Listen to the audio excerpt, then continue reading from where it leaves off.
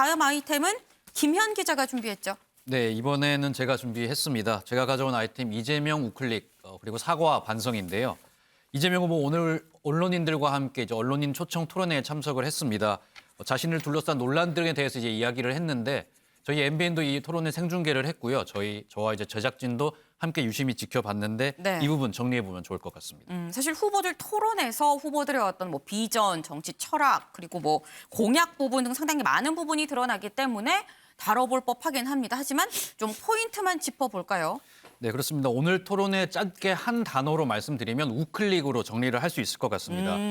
이재명 후보 본인한테 이제 쓰여져 있는 이 어떤 강한 진보적 이미지를 조금 벗기 위해서 노력하는 모습인데요. 네. 오늘 토론회에서도 실용이라는 단어를 굉장히 많이 사용을 하면서 어떤 자신이 진영 논리에서 좀 벗어나 있다 이 모습을 좀 강조하는 모습이었고요. 네. 특히 이제 군사 정권의 그린벨트를 언급하면서 독재 정부가 잘한 것도 있다 이런 발언을 하기도 했었거든요. 어떤 발언이었는지 함께 들어보시겠습니다. 그 독재 정권, 군사 독재 정권에 대해서 매우 비판적인 사람인데 뭐 다 아시겠지만 그 중에 하나 인정할 만한 게 있다. 그게 뭐냐면 그린벨트 제도를 잘 유지한 겁니다. 그 정말 쉽지 않거든요. 그 개발 압력을 어떻게 견디겠어요? 그거 다 돈인데. 제가 이 자리에서 좀 말씀을 드리지만 정부와 협의를 할 때 3기 신도시 외에 추가 그린벨트 훼손을 통한 신도시 공급은 나는 반대다라고 제가 정부에 통보를 했어요. 이게 문제 해결의 근본적 대책은 못 된다고 저는 봤던 것이어서 그랬는데 지금은 어쨌든 시장이 너무 강력한 요구를 하기 때문에 저는 추가의 여지가 있다면 일부 그린벨트 훼손을 통한 택지 공급도 유연하게 고민해야 된다고 생각합니다. 네, 이재명 후보 요즘 뭐 박정희 전 대통령의 성과를 뭐 칭찬하는 발언을 하는 것처럼 네. 어떤 군사 정권 칭찬하는 모습을 보이고 있는데요. 오늘 토론회 중에서도 내가 짜장면 시켰다고 해서 네.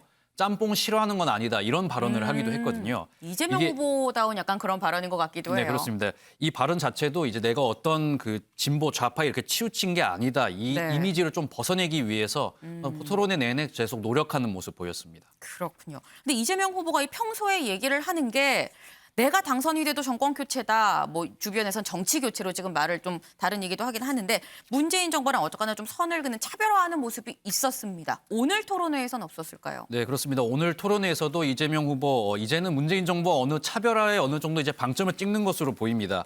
특히 이제 부동산 정책에 대해서는 문재인 정부가 잘못한 거다 이렇게 다시 한번 사과하는 모습을 보이기도 했고 최근에 또 이제 이낙연 전 대표가 선대위에 합류를 하면서 그때 민주당 다음을 이르면 안 된다 이런 이야기를 하지 않았습니까? 근데 토론회에서 이낙연 후보와 완전히 정반대의 이야기를 해서 또 눈길을 끌었거든요.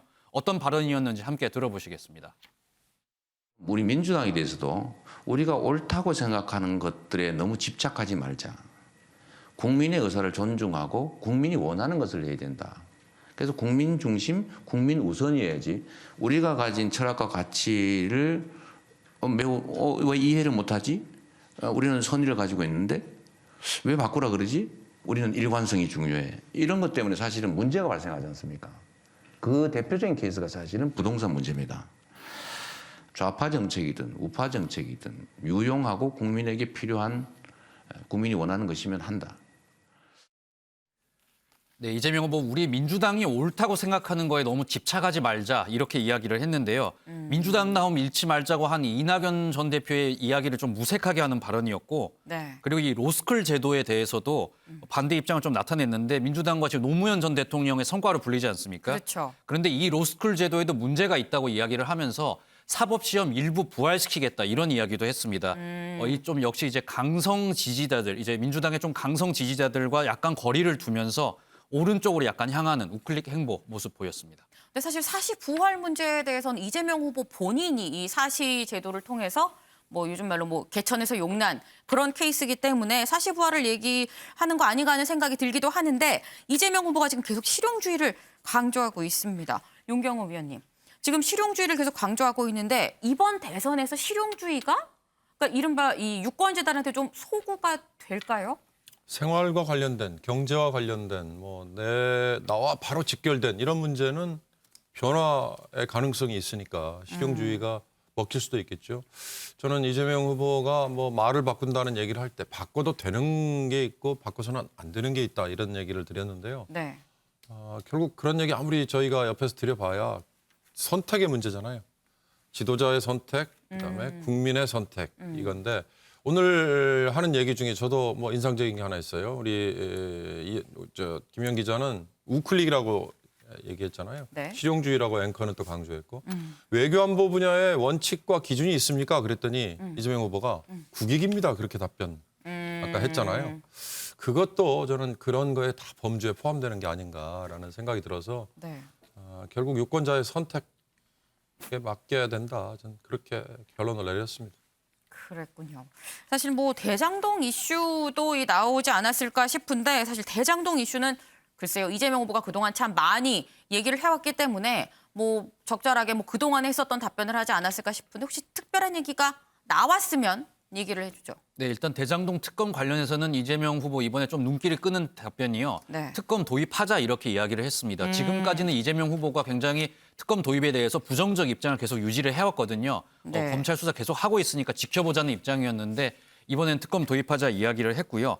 다만 좀 조건을 달았는데 윤석열 국민의힘 후보도 받아야 된다. 그리고 야당에서 주장하는 야당 임명 특검에 대해서는 반대를 하겠다 이런 입장을 밝혔어서 좀 이 발언이 어제 특검 도입에 어떤 출발이 될지 눈길이 가는 상황입니다. 그렇군요.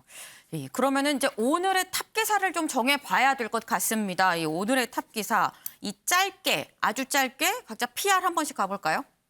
이호정 기자부터. 네, 저희가 오늘 윤석열 후보 관련한 아이템 준비했잖아요. 근데 박근혜 전 대통령 사면도 앞두고 있고, 네, 또 제가 오늘 열심히 준비했기 때문에 네. 제 기사를 탑 기사로 할 만하지 않나 싶습니다. 네. 저도 오늘은 유호정 기자 노고를 생각해서 탑 기사 네. 유 기자 것으로 했으면 좋겠습니다. 네, 저도 동감입니다. 지금 오늘 유호정 기자 지금 몰아주기인 것 같은데 사실 저도 유호정 기자의 기사가 오늘 탑으로 올라갈 만하다고 생각을 합니다. 뭐 이재명 후보 토론에 새롭긴 합니다만 이 나온 내용 자체가 좀 전이랑 좀 비슷하고 그렇기 때문에 이 오늘의 탑은 유호정 기자의 기사 윤석열 박근혜의 강 건너다로 하겠습니다.